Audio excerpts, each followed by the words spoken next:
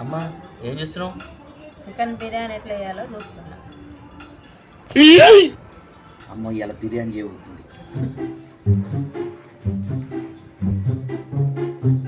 అమ్మ ఏం చెప్తున్నావు? మటన్ కర్రీ ఎలా చేయాలో చూస్తున్నా. అమ్మ ఇలా మటన్ కర్రీ ఎండబోతుంది. మసాలా వాసన గుమగుమలాడిపోతుంది. అమ్మ ఏంటి స్పెషల్? ఉప్మా. ఉప్మానా? మరి బిర్యానీ అవన్నీ చూసావా అమ్మ వీడియోలో? ఉప్మానా? ఉప్మానా? ఉప్మానా? ఉప్మానా?